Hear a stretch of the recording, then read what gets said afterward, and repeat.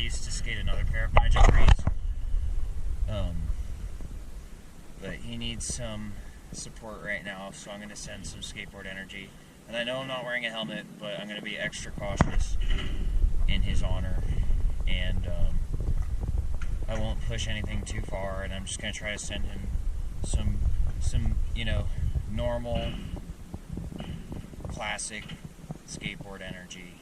Just like when Goku does his spirit bomb, how he collects all his energy from his supporters. I'm going to send him some energy.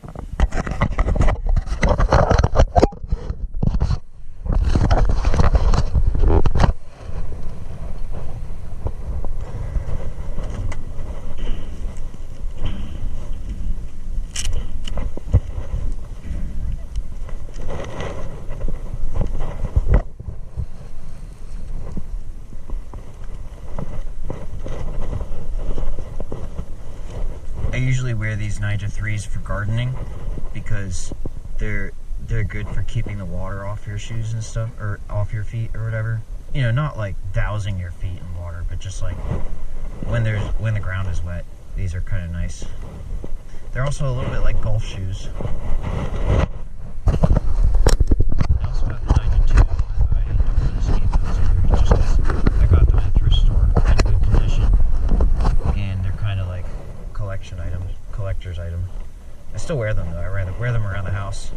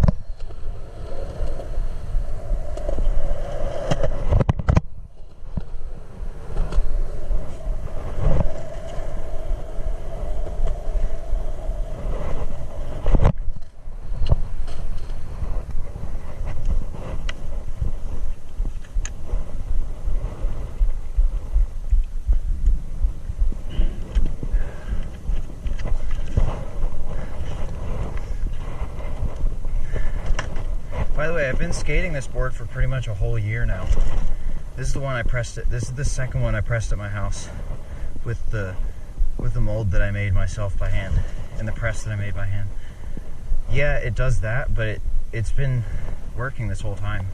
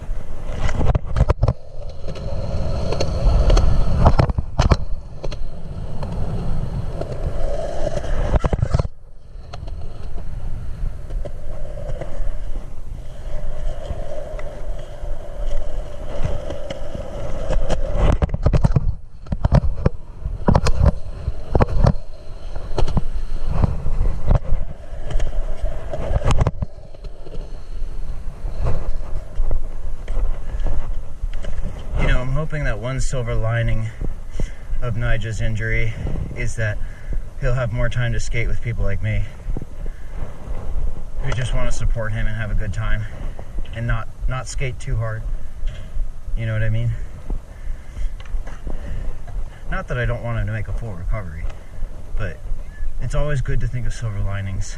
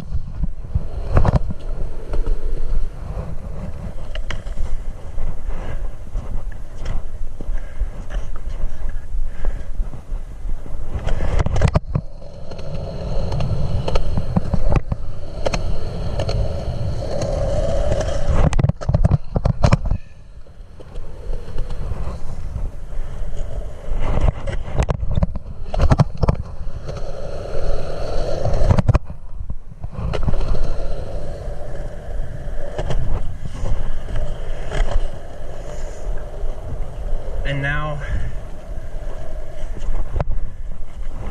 out of respect for his autonomy, I'm going to take them back off, and also so as not to encourage any demonic slip-ups, I'm going to switch back to the other shoes.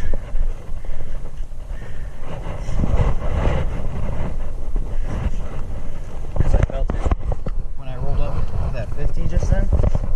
I felt that weird, like, I felt the same action as what I felt like I was watching the feeble, and that's why I went for like over crook, which is not like, it's not like I thought I was going to do that trick before I went up. I was just going to do a 50. I don't know if you can call that an over crook, more like an over willy or whatever.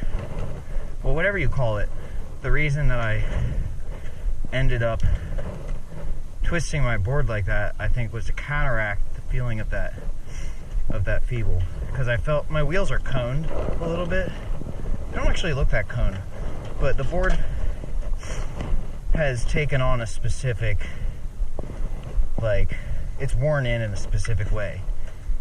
And without going too deep into details, I knew at that moment after I landed that grind that was the same demon. I felt the same demon, so I switched back, knowing my limits.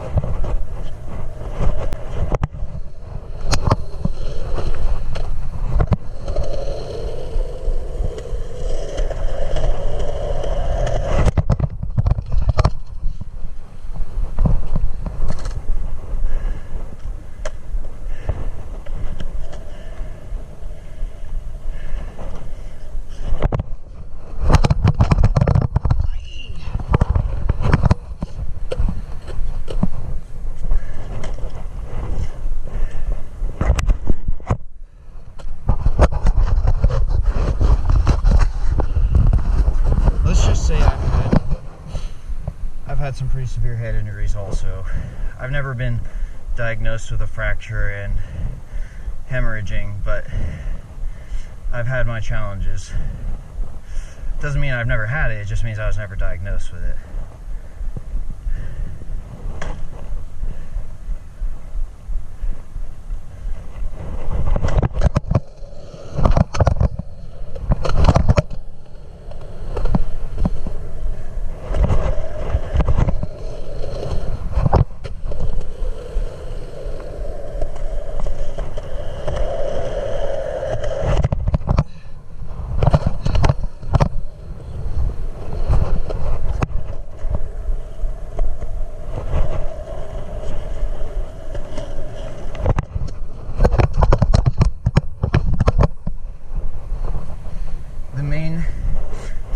Like severe one that I can remember having was when I was in DOC Howard, which I think the Jessup one that closed, but they were trying to kill me. Let's keep it G.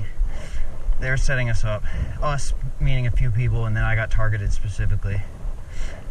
And I think that place, like I said, I don't know, but definitely broke my hand and got denied medical services and had to get a bone graft surgery from here to here when I was out. I've discussed this before. But another thing that happened is I cracked my head on the ground at the same time. And I was having like hemispherical seizures while I was in lockup with my fucked up hand and a fucked up ankle. I don't know what happened to the ankle. And then they put me on ankle monitors after. I say monitors because I keep doing shit with them on, and one of them broke. It broke off twice, actually. Both times I immediately got them replaced. But anyway, my skull, yeah. Because I had also, at the beginning of being incarcerated, when they picked me up in Fairfax, I was so mad. I gotta tell you, I was so mad. Because the whole shit was so fucked up and it's so unjust, and they act like they're so fucking righteous and say whatever they want about you. But they're all full of shit. They don't know what the fuck is going on. They just want a paycheck and some clout. I don't give a fuck. Anyway, so I bashed my head against the wall because they wouldn't let me get any medications. They wouldn't take me to a psych ward, and because I was in crisis when they picked me up, like heavy crisis when they picked me up. And so I was gonna absolutely, I don't even know what was gonna happen, but I bashed my head against the wall. I don't want to talk too much about it, but I think I almost killed myself doing that. And so then a few months later, with no lights off, like they literally never turned the lights off where I was at, and just, you know, not really recovering at all, just living with it. Then I smashed my skull again in the same spot on the floor because someone attacked me over nothing, just because. Anyway, I have sympathies and empathy, and I felt super sick watching him talk about what he was going through with the video with the sky in the background. I literally had to sit on the couch and just like process for like 15 minutes and not move. My heart started doing that weird shit again, and I was like, I could feel what he's going through. It's weird though, because it's like, it's not just feeling it for him, it's like there could be repercussions for me too. Something like that happens to him and I can feel it makes me vulnerable. So I'm being careful.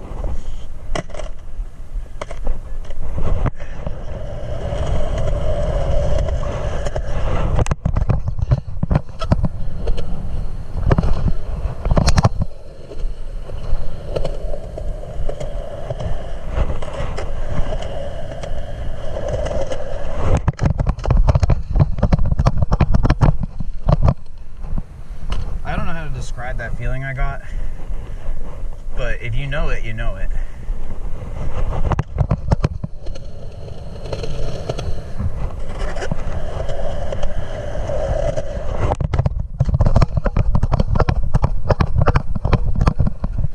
And that's why I'm not gonna push it too much today. I'm gonna wrap it up soon. I just need to get out and get to the park, and then I'll bring it in soon.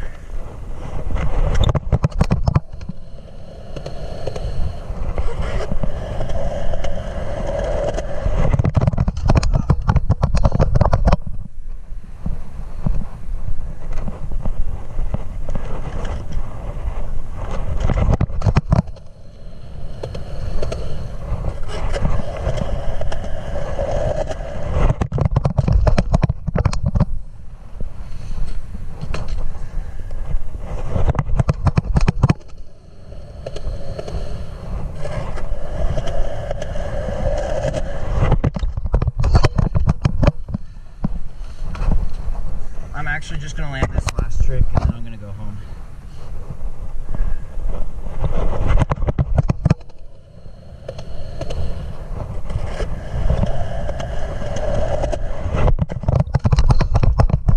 Yeah, this is that shit where, like,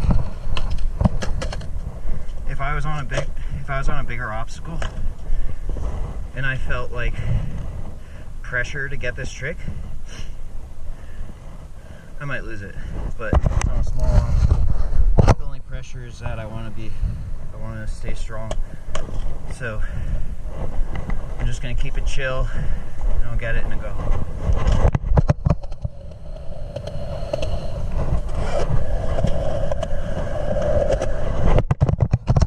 There it is. And as promised, I'm gonna pack it up now.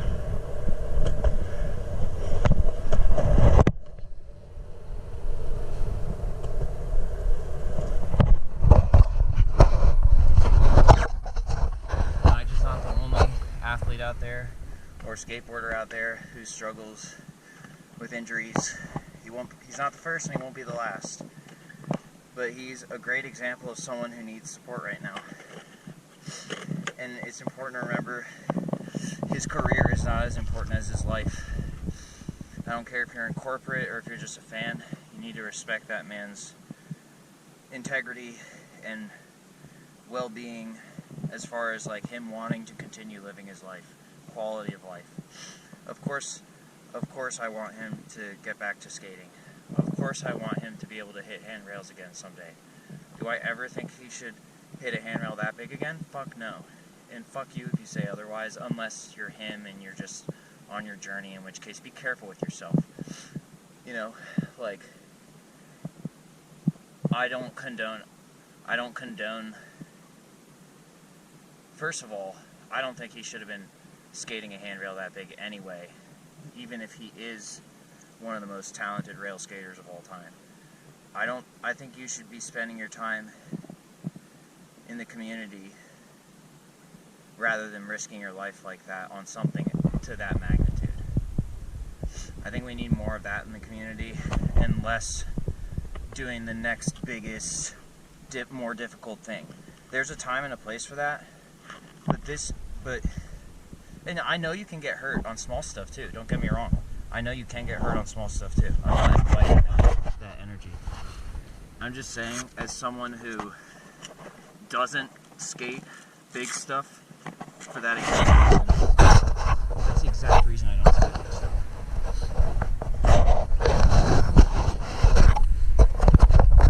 I should be focusing on other things and doing other things with my time, other than just trying to find a suicide drop. Skating at the park, this park is full of small stuff. There's a few big things which I only engage in some of them sometimes. I don't push myself too much. I'm also not a professional skater. I don't do this for my living. I do it for my life. I'm not hating on people who go big. I'm just saying, I think we need to collectively start to reevaluate where the priorities are.